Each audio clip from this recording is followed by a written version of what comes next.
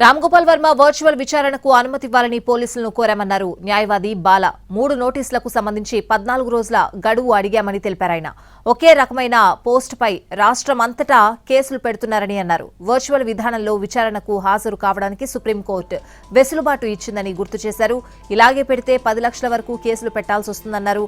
రేపు ముందస్తు బెయిల్ పిటిషన్లు విచారణకు వస్తాయని తెలిపారు. సోమవారం క్వాష్ పిటిషన్ విచారణకు వస్తుందంటున్న వర్మ తరపు న్యాయవాది. అడిగాము, వాళ్ళు ఆన్సర్ చేసి మాకు 1 వీక్ ముందు మాకు ఇంటిమేట్ చేయాలి ఏ డేట్ వాళ్ళు 2 వీక్స్ మాకు ఇస్తున్నారు అనేసి. నెక్స్ట్ ఇంకో నోటీస్లో వాళ్ళు అదన్నీ పొందుపరిచి వస్తుంది కాబట్టి, ఎందుకంటే వాళ్ళు లీగల్ ఒపీనియన్కి ఏమైనా పంపించుకున్నారని మేము భావిస్తున్నాం.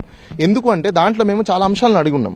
ఒకటి హైబ్రిడ్ సిస్టమ్ని పెట్టమని అడిగాము, వర్చువల్ మోడ్ని ఇవ్వమని చెప్పేసాము. సుప్రీంకోర్టు అండ్ హైకోర్టులో కూడా కొన్ని సందర్భాలలో ఇలాంటి పరిస్థితులలో వర్చువల్స్ తీసుకోవడం, హైబ్రిడ్ సిస్టమ్ తీసుకోవడం అనేది జరిగింది. ఇప్పుడు బిఎన్ఎస్ఎస్ వచ్చిన తర్వాత దాంట్లోనే క్లియర్ కట్గా మనకు పొందుపరిచి ఉన్నప్పుడు వర్చువల్ టెక్నాలజీని, ఇన్ఫర్మేషన్ టెక్నాలజీని మనం వాడుకోవాల్సిన పరిస్థితులు ఉన్నప్పుడు ఈవెన్ సుప్రీంకోర్టు కూడా చాలా సందర్భాలలో చెప్తుంది.